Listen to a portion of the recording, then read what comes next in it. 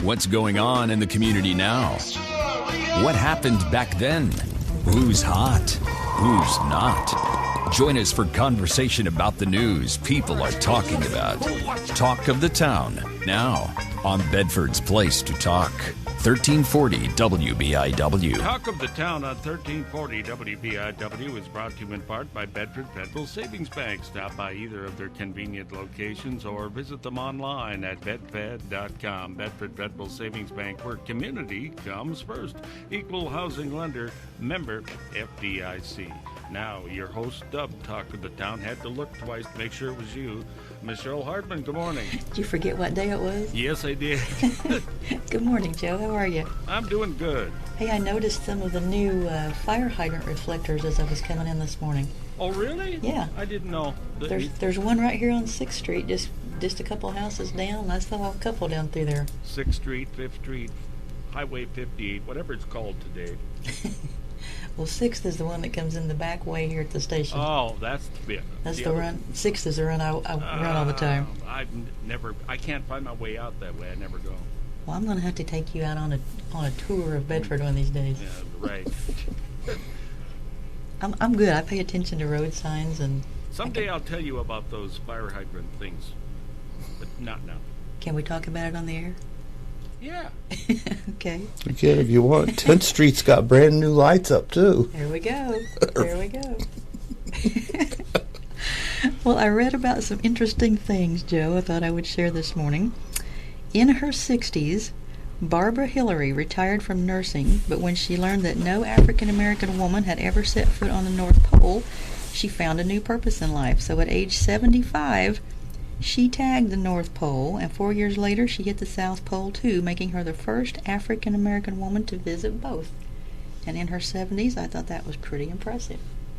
Also read about, after reading that no woman had ever completed the 2,180-mile Appalachian Trail, Emma Gatewood, who was 67 at the time, a grandmother of 23, which blows my mind, set out on a 146-day journey. She went through 6 pairs of sneakers on her trek, and then she hiked it twice more after that. So, you go, girls, what I say. I'm impressed by people that get out and do stuff like that. I like that. I like to see that. I tell you what, it seems like here lately, everybody's writing books. We've had I don't know how many different authors in here talking about all kinds of different things. So, I mean, they're all different topics. But we got another one today. I've got Bob Kern with me. He's a local author, and we are talking mostly about kind of veterans and war type books and that kind of thing, but he's got all kinds of stuff in the works. So, Bob, good morning. Thanks for coming in. Thanks for having me, and good morning to you. We were talking, we're Facebook friends, but we never actually met in person, That's right. So this is good. Welcome to the internet. And your book that you've got out right now is book number 3 in a series of 15, right? There will be, yeah, there's just Eventually. 3 out right now. Yes, ma'am. So we got more coming along, and this one is titled what? The series is called We Were Soldiers Too. It's written to tell the history of the Cold War using the stories of veterans and the careers of the veterans that actually served during the Cold War. And that's where the title comes from. Even though we didn't serve in a war, we did serve, and so we were soldiers too. And each book focuses on different parts of the Cold War and different soldiers and jobs that were performed during the Cold War. These are kind of interesting because you were telling me that you go around and you will kind of get different soldiers' accounts themselves, like what their experience was during these different time periods, and that's what these different books are about. Yeah. So that's cool to get somebody else's perspective on all this. And I have met some very interesting people, and I've just scratched the surface with the people that actually served. But the way I do it is, book 2 was about serving in Germany during the Cold War. And through Facebook, again, we're back in the virtual world where everything's done. Yep. I met through a number of veterans groups, people that were that really liked my first book, and I floated the idea of doing a sequel, but doing it about other soldiers. And I had so many people volunteering to have their stories told in this series, or in this book, I had to turn it into a series. And so book 2 has 17 different chapters. Each chapter focuses on a different veteran in a different time period. So chapter 1 starts out in 1960, and it ends on chapter 17 with a soldier that was in Germany in 1989 when the wall fell down and the Cold War technically ended. And so that's how I do it. I use their stories as a thread to teach people about what it was like during the Cold War, world events that happened, but more particularly what actual soldiers did during that very critical period in history. Now, I would assume that we're learning about, since there's all these different soldiers, they all did so many different things. I mean, every now and then somebody will talk to me about, they did this job. I mean, you think of being in the service as being on the front lines fighting, but there were so many things, kind of behind the scenes too. Telecommunications, the medical field, I mean, all kinds of stuff. And that's one of the focal points on the series is I want every job in the military is important because I was an infantry soldier, a grunt as we were referred to. We couldn't do our jobs if we didn't have a headquarters or a supply company that gave us our stuff, a mess hall that fed us, a finance people that paid us. I mean, so every role in the military is important. So I started out with Germany in particular, and then Korea's book 3, talking about that variety of people. And you'd be amazed at some of the stories that come out of that. I mean, I've got radio operators. I've talked to military police people. I have a cook. Can I share a story right now? Absolutely. Jerry Myers was a cook in Germany when Ronald Reagan took oath in office, and many people don't remember much about the Iran hostage crisis, but those folks had been held and abused. I think there was 54 of them or something in Iran. They were released the day that Ronald Reagan took his oath in office. Well, Jerry's a cook in Germany, and the military hospital that they secretly bust these hostages into, all the personnel were out on training, so there was nobody there to secure the base. They reached over to Jerry's unit and had all these cooks put in full combat gear, and they secured the parking lot while the buses rolled in with the newly freed hostages. So he played a very important role in history just by being in the right place at the right time. And that's just one of the unique stories that are coming out from these people, but it also talks about how he was a cook and what he had to do to feed the numbers of soldiers that cooks have to feed in the training environment. So that gives you a perspective of more than just what the combat arms or the frontline people do. Another story I like to talk about in book 2 is about one of the first females in a combat arms unit. She was in they called them Honest John missiles. They're one of the first missile systems that could carry a nuclear warhead. And I think it was in 1980, this is when they first started, or 79, letting women even carry weapons. And she was in Germany in 1982, was the only woman in her unit with a bunch of guys on a missile system. Sounds like something I would do. It's a cool job. I bet. But to hear what she had to go through to prove herself adds a different perspective that I wasn't even looking for when I started the series. So yeah, you don't hear about the women in there much. Oh no, and especially in that day and age when the wax had just been formally dissolved and they integrated all the women into the units similar to their jobs in like 78. So 4 years later, here's this lady in the missile unit in Germany trying to prove herself in a very tough unit full of hardcore guys, and it's just a cool story. So there are a lot of things like that. I've got medics. I talk about just everything in these books other than just the combat arms people. Well, and we were talking before the show started about how some of the people that are in these other fields don't really feel like what they did was important because everybody kind of seems to give the limelight to the guys that were out there on the front lines, but it was all important, like you say. I mean, it's all fascinating to hear about to me. Yeah, and the Cold War soldiers are unique, and this is why I wrote my first book. It talks about my career as a Reagan soldier. It's called We Were Soldiers Too, serving as a Reagan soldier during the Cold War. And the title came about because people would congratulate me or thank me for my service after 9/11, and my response would be, "Oh, thank you, but I'm really don't deserve your thanks. I didn't serve during combat. I'm a Reagan soldier.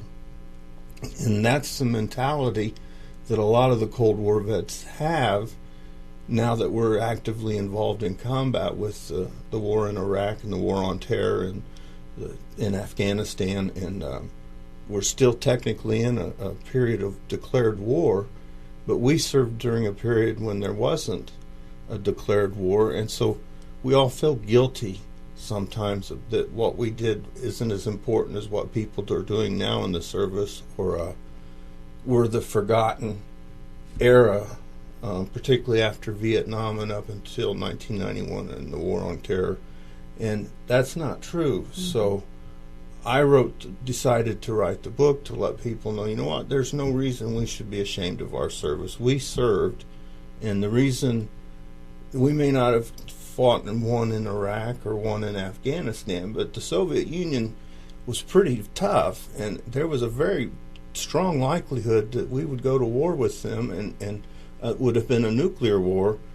That was a war that we won, and we should be proud that we accomplished that. And so the books, some to help other people understand what we went through, but it's also been very healing for a lot of veterans to see what we did in print. Mm-hmm. And so that's kind of the drive that and why I've decided to do 15 books, because there's a lot of different stories out there that need to be told. That's cool. All right, well, I tell you what, Bob, let's go ahead and take a break real quick for a commercial, but everybody stay with me. Talk of the Town is brought to you in part by Medicine Plus Pharmacy, a family-owned drugstore located on 16th Street next door to Aldi's grocery store in Bedford, and online at medicineplusrx.com. Medicine Plus, better value, better health. Now back to your host of Talk of the Town, Michelle Hartman. All right, thank you, Joe. My guest this morning is Bob Kern, and he is a local author. We've been talking about some of the books that he's written, and he's got all kinds of stuff in the works. Bob, you said you just started writing about, 2 years ago? Yeah, that's correct. All right, you've got a lot of goals here coming up, and I think that's awesome, because we were talking, I've heard statistics say that majority of people, everybody in the back of their mind somewhere says that before they die, they'd like to write a book about something. And so you've done it. Good job, my friend. And my whole life, as a kid, I wanted to be an author. I had an aunt that got me into reading, my Aunt Nancy, and I was really, it really resonated with me, and I always thought that was something I could do, but wanting to do it and finding the time and the gumption to do it, is a different thing. And 9/11 was just the fire I needed, because I really still do have the guilt associated. At church, when they say veterans stand up, I have to be nudged by my wife, because it's an issue I deal with. But that was my nudge. But it's so easy to self-publish a book that anybody can do it. And as you and I were talking off the air, it doesn't cost anything. People think that people don't know that. The self-publishing market has changed the landscape tremendously, that the 5 big major publishing houses anymore aren't finding the big deals where they give you this huge check up front, and you're like Stephen King, where you get a 5-deal contract. Now they're broken up into medium and small size publishers, so there are more opportunities for an author to get published and get a $5,000 advance and a commitment for a 2 or 3 book series. But you don't need them. I'm writing nonfiction, which is a hard sell to a publisher because it's for a specific market. So I did it all myself. I just sat down, researched online publishing and self-publishing when I was thinking about writing the book. And once I did it, I already knew that I went through a site called Smashwords. They're one of the best out there, but there's a ton of them that provide authors all the tools they need to publish for free. They have book cover design templates. They have, and all you have to do is type your manuscript in Word Times New Roman with the number 12 font, And that's what just about all these sites require to upload your manuscript and publish it. And they do the rest. It's just like a grinder that they just throw all your stuff in and your cover, and you there said you go. They print as they're ordered? They have, at one time, CreateSpace was about the only option you had. It's called on-demand printing, and Amazon, of course, owns them. They're the biggest monster in the market. They still control the lion's share of the online and the publishing industry. But CreateSpace is where you load your book up, and then if somebody wants to buy a paperback, they order it from them and they print it as it's ordered. It's on-demand printing. Nook now does that, and there's BookBaby and a number of other sites have actually gotten into the self-publishing on-demand stuff. Which is nice, because then you're not out money having all these books sitting there and thinking, okay, now I got to sell these and get my money back. That's exactly right. And that was another problem for the small-time author, that a lot of the publishers might take you on board, but you'd have to buy so many thousand copies of the book. And now you don't, because it's only printed when it's needed.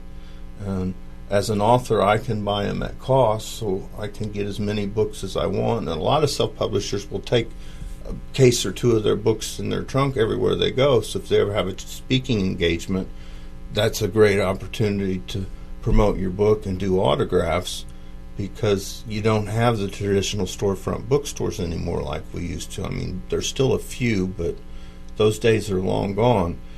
Back to the self-publishing, you can do it all yourself.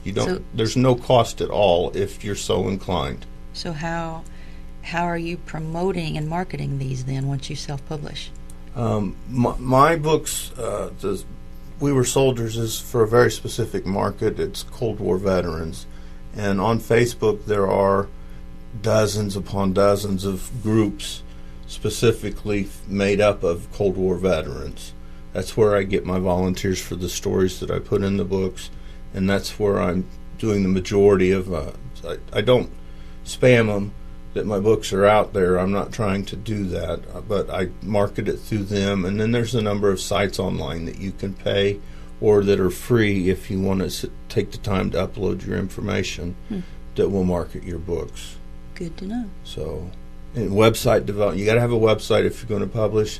All of them are cheap to buy, and they're so easy that I taught myself how to build my own website. So, and I'm not a tech guy, so nobody should ever be afraid to publish the book. If they've got an idea, write it. Find someone to edit it for you and make sure the spelling and the grammar's correct, and publish it. Is that basically what an editor is? Is somebody that's just kind of proofing it and kind of being sure everything? That's the main type that you need if you're self-publishing. I mean, if you're doing stories, it's good to get a content editor, and that's someone who will tell you that you need to talk more about this, or this is a wasted, who cares? Now, how do you find those people? I was fortunate because I was sitting in Inklings one day as my granddaughter was talking to Brian Hawkins, and I was so impressed with him, I talked to him about it. So Brian teaches college-level English at high school, and he's been great, pulling out his red pen and treating me like a student. So that's how I found mine. And everybody's got somebody they know that has done some form of editing through a newspaper that will help out, or a family member. Because the main thing is you have to make sure that there aren't a bunch of mistakes. Okay. The story can be beefed up with somebody helping you read it and just making suggestions, but people stop reading a book if there's a lot of mistakes. Okay. Or they might fumble through it to the end because they paid for it, but they aren't going to buy another book from you. So. And you said that you've got another one coming out. You've done one autobiography, and then you've got another one coming out called Memoirs of Mamaw. Memories of Mamaw. Memories of Mamaw. Yeah, I took a break from the Cold War series. I released the third book in July, and I wrote one called Memories of Mamaw, Losing a Loved One to Dementia. And it talks about the last 3 years of her life. She was actually visiting me and fell, and we put her in a local nursing home for her rehab, and she loved it there. So we ended up, she had already had the early signs of dementia. So we decided to keep her there, and I spent every day visiting with her and In the last 6 months, I spent every day feeding her meals. And so I got to see her a lot. And this book is about my journey with her as she progressed through these stages. And that's something else that a lot of folks can relate to. Yeah, dementia touches everyone Mm-hmm. with Alzheimer's and other forms. And then it's a good, warm book. It's sad because it really tore me up, and I didn't hold any punches about the emotions that I went through when losing her.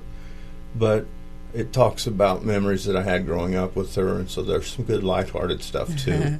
Good. And then the other one, back to what we were just discussing, is I did it on a whim. It's How to Waste Money Self-Publishing, and that'll be out in a few weeks also, no later than the end of October. But it talks about all the things to avoid that I learned my lessons from, so hopefully people don't make the same mistakes I do. Well, that's good that you're sharing all that Yeah. experience. That's good. And I know you mentioned your website, so what is that? WeWereSoldiers2.com is the current website. In development is BobKernAuthor.com, which will feature all of my books once these two come out. Everything's available on Amazon for $2.99 for an ebook. It's a good price. And they can also get them at Inklings, you said, right? And they can get the paperbacks at Inklings. Brian's got some autographed copies on sale there. And if they want to get a hold of you, you said they can contact you through your website, Yes, correct? just hit the contact button on there and they'll get an email directly to me. This is Bedford, so you can find me, and everybody knows me, so there's other ways you can get a hold of me at the grocery store. I don't care. All right. Well, Bob, this has been interesting. I'm glad you came in this morning, and I'm impressed that you're on this roll writing all these books. Keep going, buddy. Good job. All right, well, thank you for having me. I've enjoyed this. All right. And thanks to all of you for listening to Talk of the Town today. Everybody go out, have an awesome day, and I'll see you back here Monday morning.